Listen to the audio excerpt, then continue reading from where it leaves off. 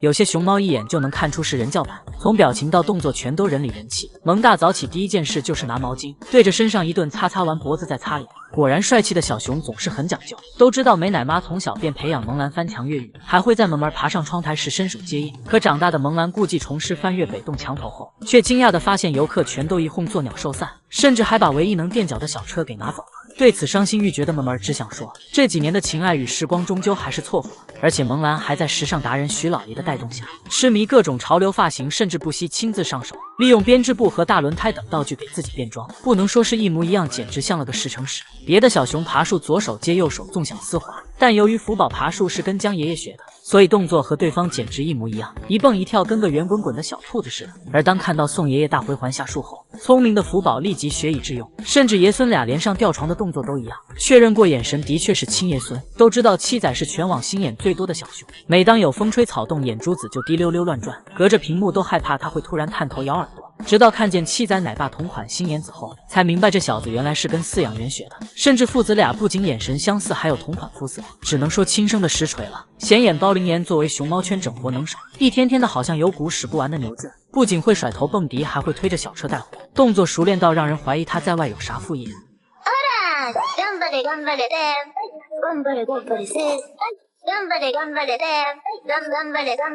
而当看到灵颜奶爸推车的动作，才得知这竟然又是一只人教版小熊。至于胖妍上班时踹玩具的动作，想必这是跟奶妈学的吧。不过要说熊猫圈最出名的人教版小熊，当属萌氏集团二公子萌二。因为照顾他的黄脸奶爸当过仪仗兵，每天都会把萌二的小被子叠成豆腐块。二小子耳濡目染下也学了不少生活技能，叠被子睡行军床，一整个人里人气。不仅如此，同样的一张凉席，妈妈萌萌当成薄脆饼干拆了个稀巴烂，唯有我们萌二体会到睡凉席的美妙。不仅学奶爸的样子叠起来放好，天气晴朗的时候还会拿出去晒晒太阳，完全是生活自理爱干净的模范熊熊。别的小熊掰竹子用鼻子或脑壳劈，而萌二却因为从小没跟在妈妈身边，生活技能几乎都是饲养员教的，但人力掰竹子毕竟有些许困难，奶爸不免露出了龇牙咧嘴的表情。萌二主打一个不理解但听话，因此哪怕很轻松就能掰断一根竹子，他都要龇牙咧嘴的，仿佛自己很使劲，甚至有时忘记龇牙后还会补上。果然人教版就是死板。网友们还知道那些人教版小熊吗？大熊猫共共的童年究竟有多悲惨，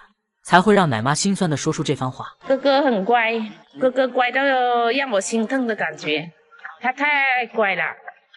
他就是吃，一点都不挑。一点都不挑啊！原来奶妈给共共拿来新鲜笋笋，他吃完还要再反复搜刮笋皮，顿顿吃到撑才肯去睡觉。而这一切其实都有迹可循。共共于2013年出生于避风峡基地，他还有个同父异母的弟弟顺顺，兄弟俩2岁时被借展到太原动物园，本以为是享福，谁料竟是噩梦的开始。因为提供食物的数量和质量都很差，共共顺顺每天饿到捡游客扔的垃圾吃，并且被迫养成节俭习惯的兄弟俩，每次吃完笋还要把笋皮吃得干干净净。再加上太原动物园提供的场地狭小，饲养员也不会及时打扫场地，才2岁的共共顺顺出现严重的刻板行为，经常绕着场地暴走，一走就是半个小时。即便爱他们的姨姨们屡次爆料投诉，太原动物园也只是发通告草草了事，并没有对共共顺顺的处境做出任何改善。直到借展期满，兄弟俩才得以回到避风峡。没过多久，共共顺顺又被派往海南打工。小家伙们原以为是换了个地方继续吃苦，没曾想竟直接走上了熊生巅峰。都知道海南气候和四川差距非常大，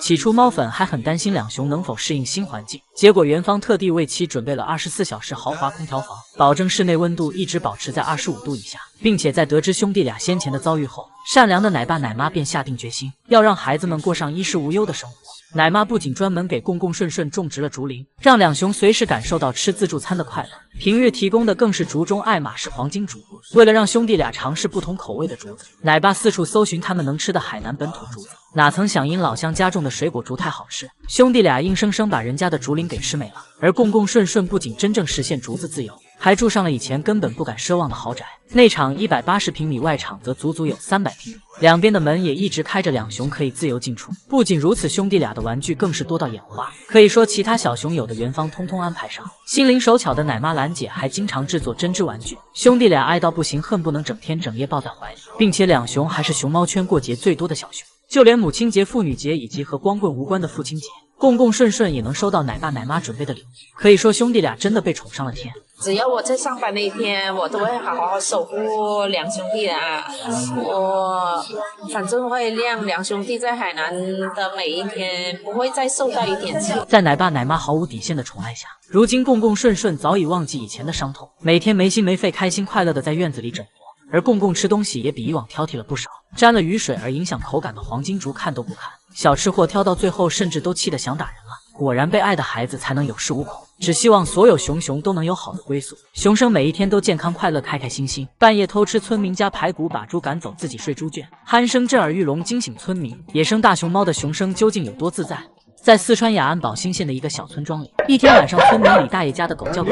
猪圈里也不停传来窸窸窣窣的异响。李大爷壮着胆子喊上儿子和村民去查看，没曾想竟是一只野生大熊猫。它安安静静坐在角落啃吃着东西，哪怕周围站了许多看热闹的村民，熊熊也不害怕，而是一门心思的炫饭。它都根本理都不理你，很自然，在那个地方很随便。所以说我就试着的闪光灯就拍了一下，它根本就没有怕，这闪光灯随便你咋个闪，它都无所谓，根本就没得感觉。原本光线太暗，李大爷没看清他吃的什么，直到拧上300瓦的大灯泡后仔细一瞅，才发现这小子吃的竟是自家丢失的猪骨头。怪不得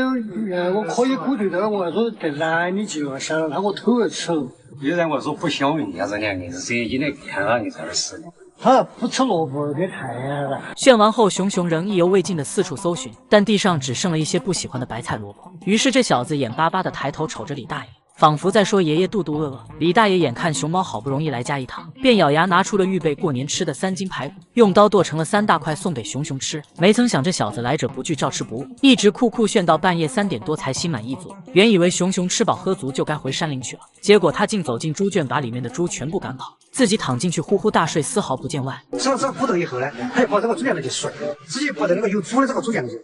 这个猪就吓到，火就吓了，一下就全部翻在那个空的这个猪圈里去。然后他把猪圈里走了，就是他一个人，他就一个人就那个猪圈里边睡。看到国宝如此主动，李大爷起初很兴奋，毕竟喂过熊猫的人很多，但留宿的可不多。可没曾想后半夜熊熊的鼾声震耳欲聋，吵得李大爷一晚上没睡着，睁眼到天亮。就是让人去破案，我们说他们说是说打鼾声，那个声音有点大。一觉睡到自然醒，熊熊就离开了李大爷家。然而1周后，这小子再次偷偷摸摸来到家里，坐在原来的位置上，大快朵颐吃着猪骨头。有了先前李大爷给自己投喂的经验，这小子误以为摄像机是送给自己的零食，于是便大摇大摆地朝摄像师走来。尽管这小子圆嘟嘟的大脸的非常可爱，但毕竟成年大熊猫有一定的攻击性，摄像师顾不得揉猫吓得连连后退。哎，你要咋子？你要咋子？哎，找的，这个是摄像机哦，不是骨头，不是骨头，摄像机哦。好在李大爷及时出手，再次送上排骨。吃饱喝足后，熊熊再次钻进猪圈，直到睡到大天亮才懒洋洋的起身离开。一来二去，李大爷和熊熊都习惯了。李大爷本想给熊孩子准备更多骨头，但专家表示熊猫是杂食性动物，偶尔吃肉很正常，但经常吃会造成消化不良。李大爷这才打消了这个想法。面对如此善良真诚的大爷，难怪熊熊会经常去他家蹭饭吃。